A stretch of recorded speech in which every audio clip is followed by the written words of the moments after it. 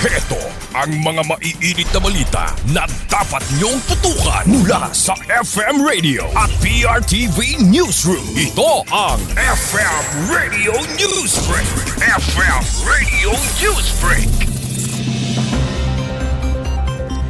Magandang umaga mga ka-Vibes, narito na ang mga nagbabagang balita para sa ating FM Radio Newsbreak. Kinilala ng Korte Suprema na maaaring maging co-owner ng ari-arian ng same-sex couples sa ilalim naman ng Family Code basta't mapapatunayan ang kanilang aktwal na kontribusyon sa mga naipundar habang nagsasama. Ayon sa Korte, saklaw ng Artikulo 148 ng Family Code ang mga magkaparehong kasarian na hindi pinahihintulutang magpakasal kung saan ang mga ari-ariang may napatunayang kontribusyon ay tinuturing na common property.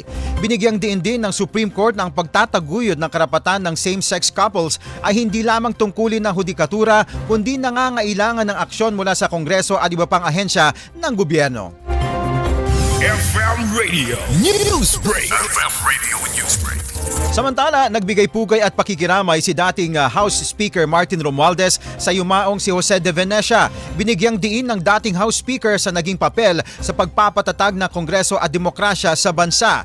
Ayon kay Romualdez, si de Venecia ang nagpasulong ng pagkakaisa sa Kamara sa pamamagitan ng Rainbow Coalition.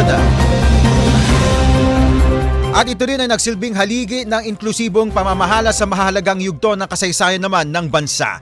Tinukoy rin niya ang kontribusyon ni de Venecia sa pagtatatag ng Lakas Party at sa pagsusulong ng interfaith dialogue na nagpalakas sa boses ng Pilipinas sa international community. Para naman kay Romualdez, mananatiling buhay ang pamana ni Jose de Venecia sa bawat lider na naglingkod na may malasakit sa bayan. FM Radio Newsbreak. FM Radio Newsbreak.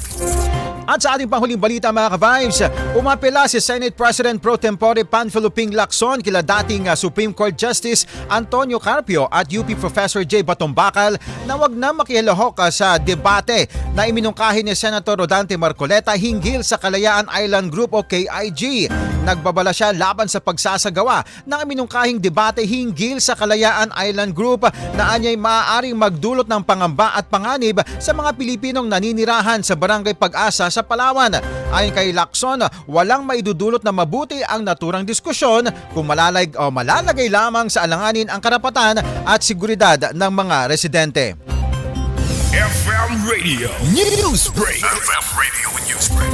At yan ang buong kalipunan mga ka-Vice ng ating pagbabalita para sa ating FM Radio Newsbreak. Ako po si Cherubim Ganaden. Magandang umaga. Inyong narinig ang FM Radio Newsbreak dito sa FM Radio, Favorite Music Radio.